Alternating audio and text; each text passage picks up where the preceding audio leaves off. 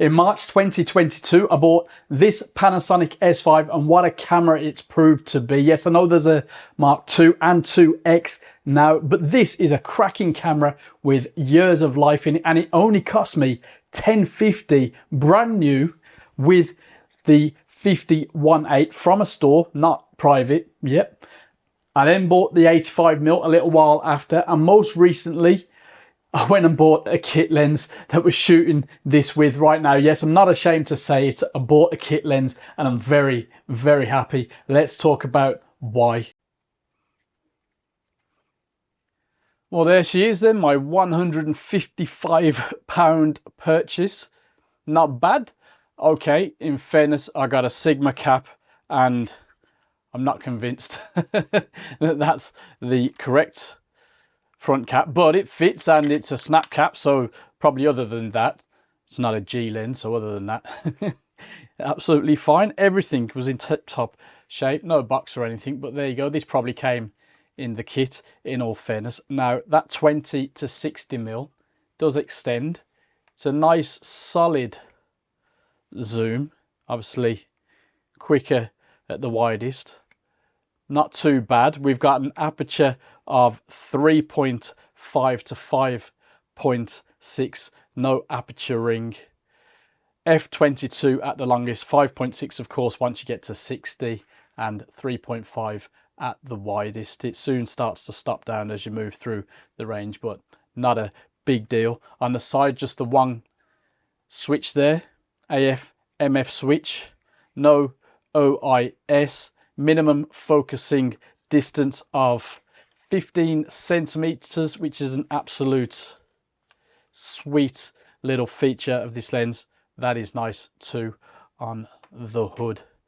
Do like it. 9 diaphragm blades, 11 elements in 9 groups, 67mm filter thread, as you probably spotted there, weather resistant metal barrel, and it only weighs 350 grams. Now let me just grab my S5, which currently has this rather large 50mm 1.4 on it. Ideally we take that bit off there, line up the red dots, and then we're in. Let's get that hood back on so you can get the full experience. And that is it. Not too bad. I mean, it's not compact as people like to abuse the word now, but it fits really well on the S5. So yeah, happy with that. Let's see how it fares.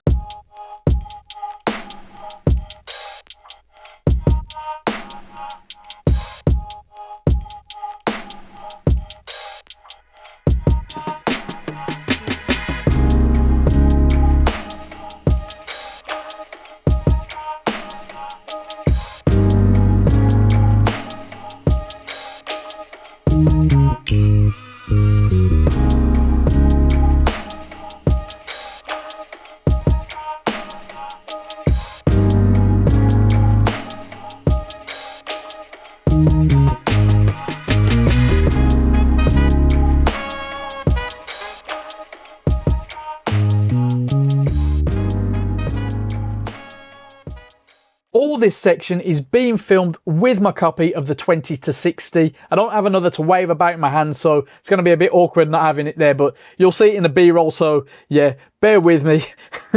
Anyway, build quality and handling. I love the range, love the 20mm starting point, and it doesn't disappoint in day-to-day use. The zoom ring is very easy to use out and about. The lens balances very well on the S5, and the dust and splash resistance is very welcome.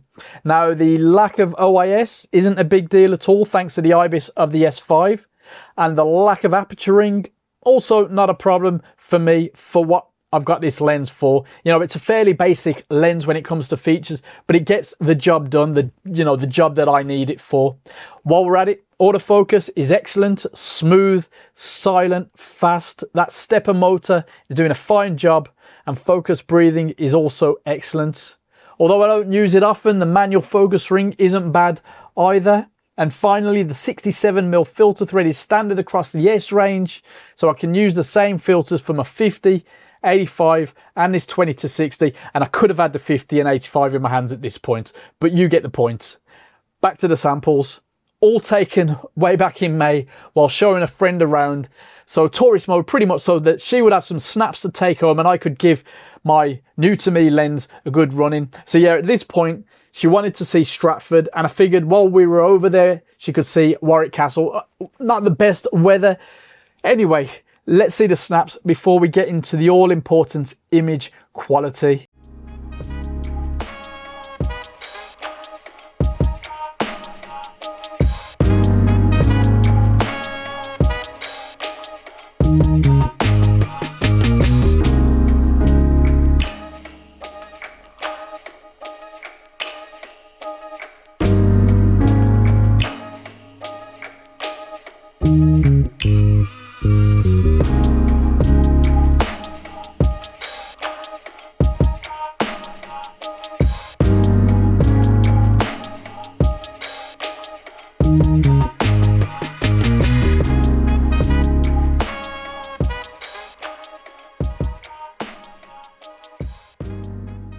Let's kick off with sharpness. This is possibly the weakest point when it comes to the image quality, but that said, it isn't bad at all, and the lens can be used for general photography purposes, especially if you stop down a touch.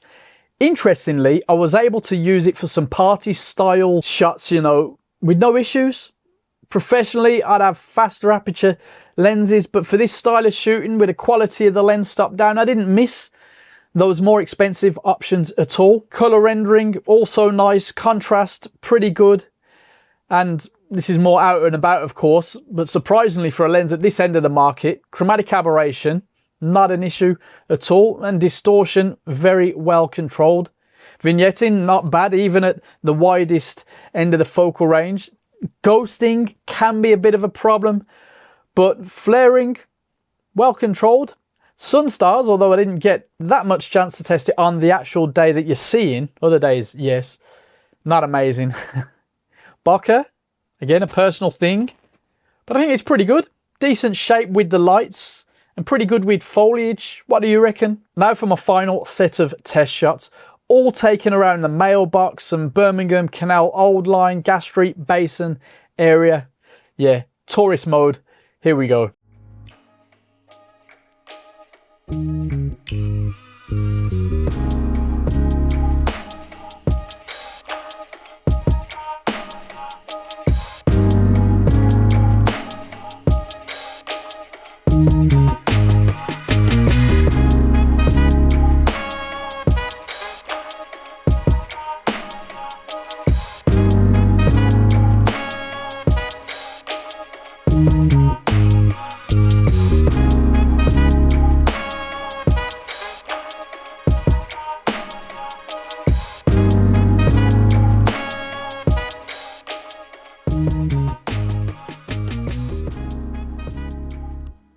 All things considered, I love this lens.